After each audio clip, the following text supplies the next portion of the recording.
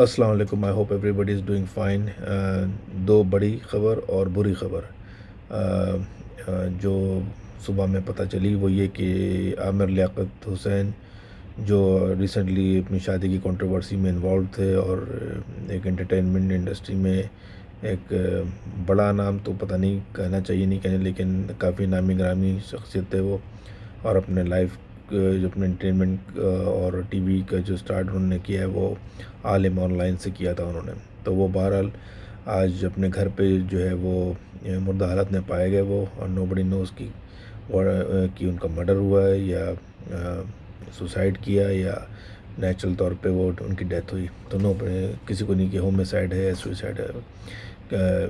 کسی کچھ نہیں معلوم. تو ابھی بھی وہ اسٹل انڈر انویسٹیگیشن. اور دوسری جو بڑی بری خبر ہے وہ یہ کہ جو مقصود چپڑاسی جس کا اتنا نام تھا کہ بھئی انہوں نے جو ہے اس کے بینک اکاؤنٹ میں اربوں روپے نکلے ہیں حمزہ شریف اور شہباز شریف کے لیے کہ منی لانڈرنگ کرتا تھا وہ، تو وہ بھی جو ہے وہ بیرون ملک کا، مجھے نہیں معلوم کون سے ملک میں ہے، پرابلی انگلینڈ ہی ہوگا، وہ بھی جو ہے ان کو سو کالڈ ہارٹ اٹیک ہو گیا اور اس سے وہ بھی ختم ہو گئے. وہ ختم ہو گئے تو اس کا مطلب یہ ہوا کہ کیس بھی سمجھے کہ ویک ہو گیا اور کیس بھی ختم ہو گیا. اور انفارچونیٹلی اس کا سہرا جو ہے وہ کورٹس کو جائے گا، جنہوں نے اتنا ڈیلے اور لیٹ کیا، ڈیلیبریٹ ڈیلیٹ ان کو کرنا ہی نہیں تھا فیصلہ.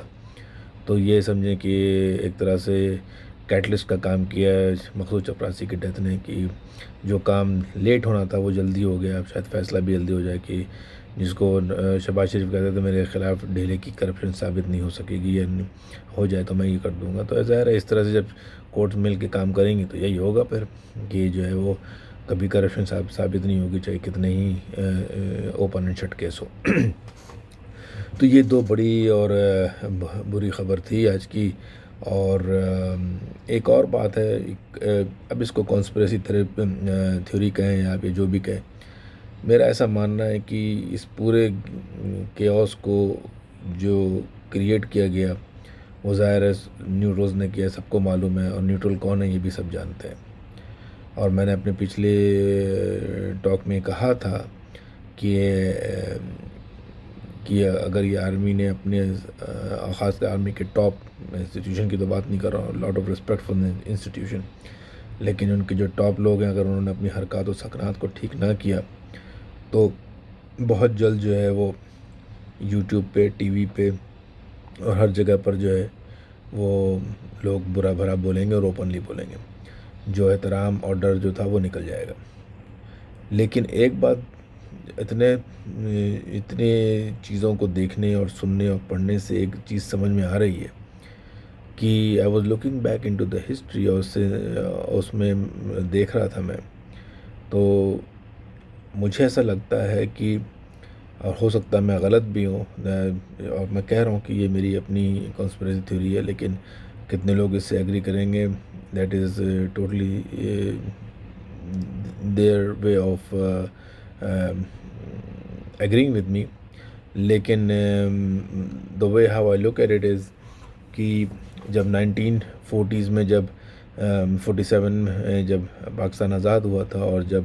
یہ برٹش آرمی سے کی کریٹ کی ہوئی آرمی ہے یہ، اور جہاں تک مجھے یاد آتا ہے کہ اس کے جو پہلے جو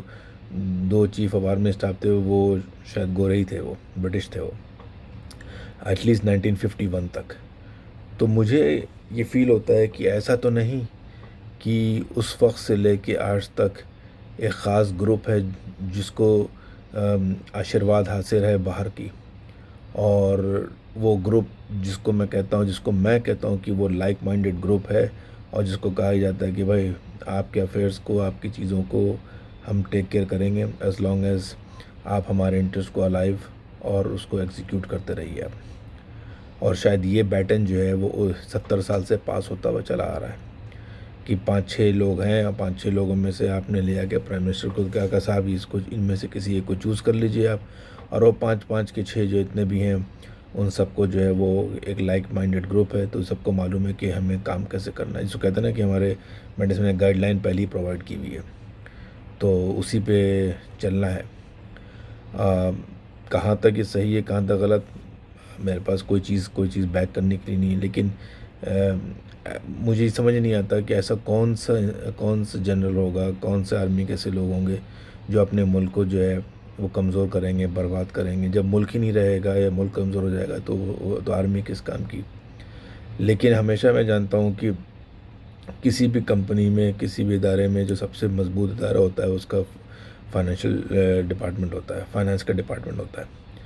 تو اگر مان لیں کہ ان لوگوں کو باہر سے اگر جس کو کہتے ہیں نا کہ سگنیفیکنٹ اور ہینڈسم اماؤنٹ آف منی مل رہی ہے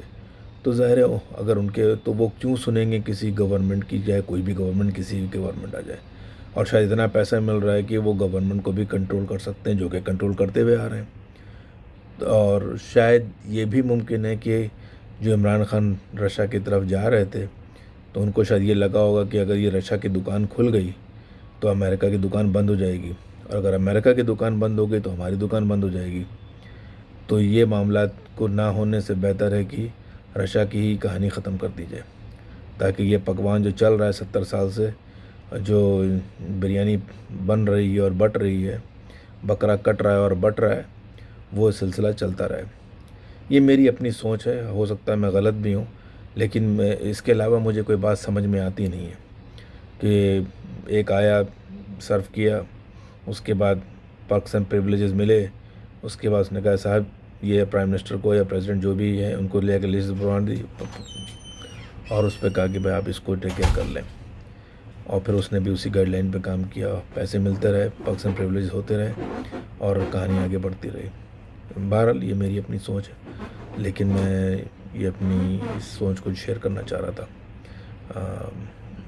مجھے اچھا لگا کہ کچھ لوگوں سے میری ان پرسنل ملاقات ہوئی، کچھ دوستوں سے، اور انہوں نے مجھے فیڈ بیک دیا کہ مجھے اس کو جو میں یہ اپنے 2 سینٹ یا 4 سینٹ کی ٹاک کر رہا ہوتا ہوں کچھ منٹس کے لیے، اس کو میں کیسے امپروو کر سکتا ہوں. تو دیٹ واز ویری ہیلپ فل. ٹھیک ہے، پھر اسی طرح سے جو ہے وہ آپ سنتے رہیے اور بتاتے رہیے تاکہ ہم اپنے آپ کو امپروو کر سکیں، بہتر کر سکیں،